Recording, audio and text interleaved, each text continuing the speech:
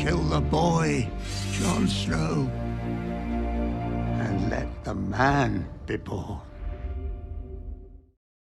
Welcome back, everyone. Happy New Year. George R. R. Martin revealed a bunch of the Game of Thrones sequels, the spin-offs, the prequel shows have been canceled, some were delayed, so we'll break it all down. There is a lot of good news. They're still doing a bunch of the successor shows like House of the Dragon, so of course I'll be doing videos for all of them, just like I did for the main series, like I did for House of the Dragon. They're making Season 2 right now. Be sure to subscribe to get everything.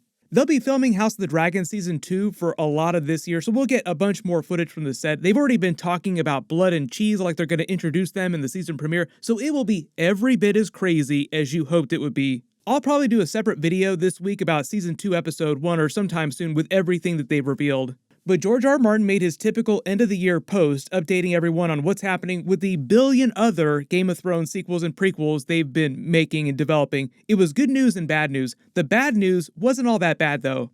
He said that because of all the nonsense with the AT&T Warner Brothers Discovery merger this past year, a lot of their plans for the many series in the Game of Thrones universe were either indefinitely delayed, which is basically like Hollywood's way of saying that they've been canceled, but he said the good news was that some of them were still continuing to go forward full steam. It's just that things weren't happening quite as fast as before because they're so strapped for cash right now. If you haven't been keeping up with the news, the real reason for all this chaos at Warner Brothers is that they're trying to get $3 billion off their debt as quickly as possible, which is why so many different kinds of shows and movies have been canceled left and right. There's been all kinds of memes and people going crazy all year. They legit have been canceling series that have finished filming or like ready to go, even full movies that had finished filming. An easy way for them to save $200 million is to not greenlight a bunch of Game of Thrones sequel shows all at the same time. So HBO separately, who's controlling all this Game of Thrones stuff, just canceled the series that they thought would be the least popular because subscribers to them equals money,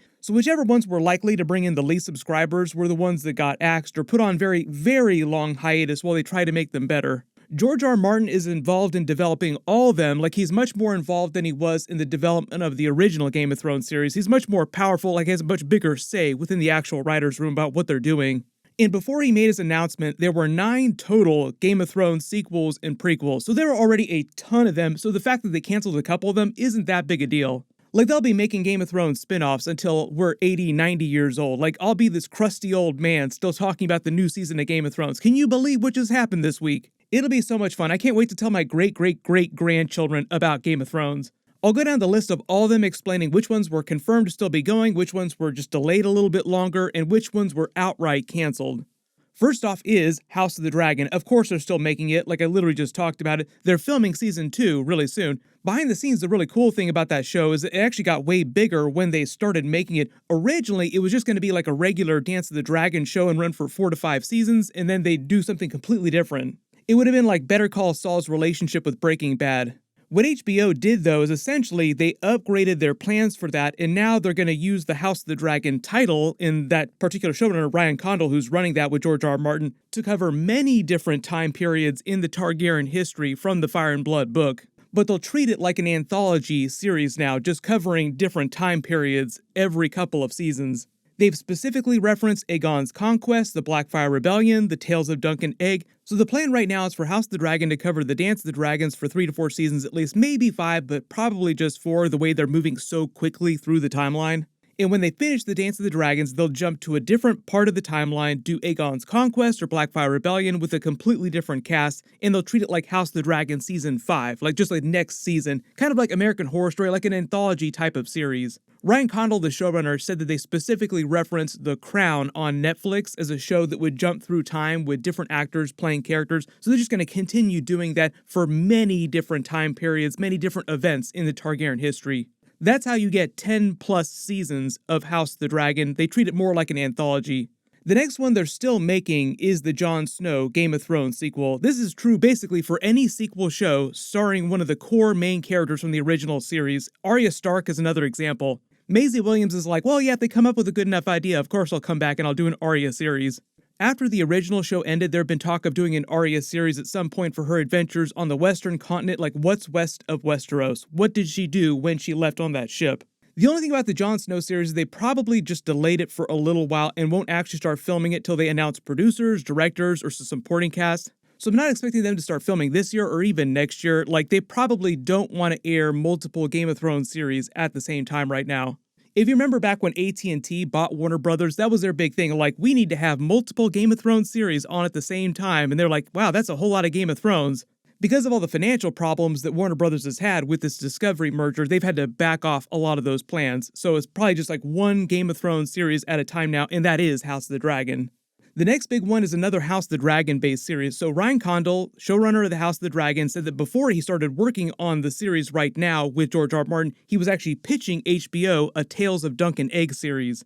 Since he jumped to House of the Dragon, it's been an enormous success for them. They're making like 1 billion seasons of it at this point. What they'll probably do is just slot in the Tales of Dunk and Egg as one of the events that they cover later on in the timeline. Might be a long time before they actually cover it, but they're still probably planning on doing it within the House of the Dragon larger idea.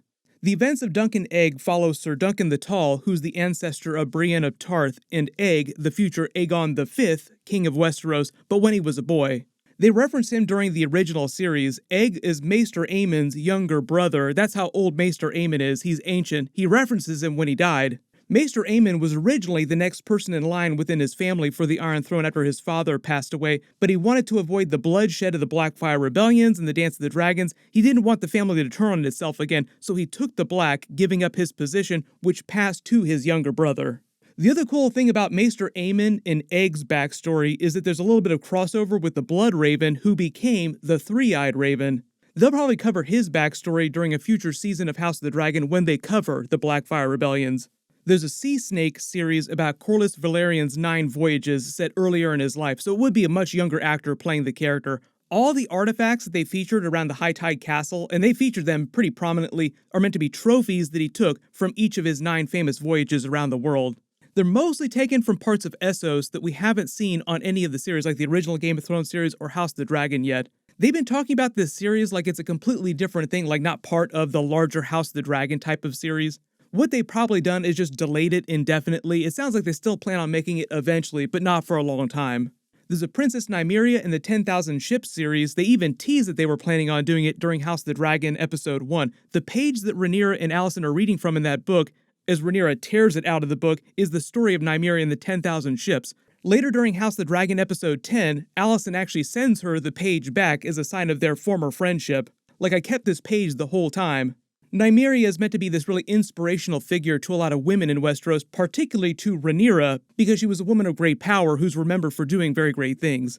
Originally, she was a princess from the Rhoynar people over here in Essos that were pushed out of their ancestral homeland by the ancient Valyrians during the expansion of the Freehold. They retreated with the 10,000 ships to Westeros, landing in Dorne and conquering the area. The Martells descend from her line, which is part of the reason why the Martells have hated the Targaryens and the Crown for so long. They didn't bend the knee during Aegon's conquest and only joined the other 6 kingdoms as part of Westeros much later in the timeline, well after the events of the Dance of the Dragons. So like during House of the Dragon Season 1, they reference potential war with Dorne or the threat of war with Dorne a couple times. That's because Dorne is currently not part of the realm. There was a series about the Golden Empire set in the distant past long before the rise of the Valyrian Freehold set in Yi Ti, this country over here in eastern Essos. It sounds like it was one of the series that they delayed indefinitely, like effectively canceled. Maybe it will come back in some form in the distant future. There was a series set in Flea Bottom after the events of House of the Dragon, but before the main series. Flea Bottom is this area of King's Landing that we visited several times on the main series and on House of the Dragon. Daemon spends a lot of his time there whoring around, as does Aegon II. Aemond and Criston Cole had to spend a bunch of Episode 9 going around the houses of ill repute in order to find him. We also got a peek at one of Aegon II's bastards during that episode too. I believe they canceled this. I don't think they're planning on making a Flea Bottom series anymore. There was also the infamous Blood Moon prequel series that they canceled a long time ago. It was set before the First Long Night thousands of years ago. This was the famous pilot that they spent $30 million filming only to cancel it after seeing the finished version. It wasn't that it was bad or anything like that, like they still made a very good episode of television. It's just that HBO came up with a stronger idea that they felt like would earn them more money ultimately or be more popular, which was House of the Dragon. George R. R. Martin also said that when they were making the Blood Moon series, because it was set so early in the timeline, he'd written so little amount of material for that point, a lot of the material for the show was brand new lore that they had to come up with, so the show would have felt very different from what you'd normally expect from a Game of Thrones type of series, as opposed to House of the Dragon, which is very familiar in the tone, the stuff that it's dealing with, the characters, the families. There were also a couple adult animation-based Game of Thrones series they were working on. George R. R. Martin said he was really excited about them, but they were treated more like Love, Death, and Robots, where each episode had different styles of animation telling different stories. It sounded like it would have been really cool. But this is also one of the ones that they've canceled, because if you haven't seen the news, Warner Brothers has been canceling stuff left and right, like I said, to save money. But of all the stuff they've been canceling, the stuff they've been quickest to cancel has been the animation. Mostly because the bean counters are saying that animation brings in fewer subscribers to things like HBO Max and HBO in general than regular live action stuff. Really good example of this is Warner Brothers just passed on the new Batman animated series that Matt Reeves and Bruce Timm were making. They decided not to release a Batman series made by their new big-name live-action Batman director and Bruce Timm, who's the guy who created Batman the Animated Series, one of the best TV shows of all time. Not just animated series, but best TV shows in general of all time. So Warner Brothers just really hates animation right now. But like I said earlier in my list, like a bunch of those series, they're still planning on making. It's just going to take a little bit longer. Of course, I will do videos for everything, especially as we get more House of the Dragon Season 2 footage, and I'll probably do some more bonus videos this week too. Post all your questions, your reactions in the comments below if you have any questions about what's happening next. Everyone click here for my brand new House of the Dragon Season 2 teaser video, and click here to listen to Kit Harington talk about the Game of Thrones Jon Snow sequel. Thank you so much for watching, everyone stay safe, and Happy New Year!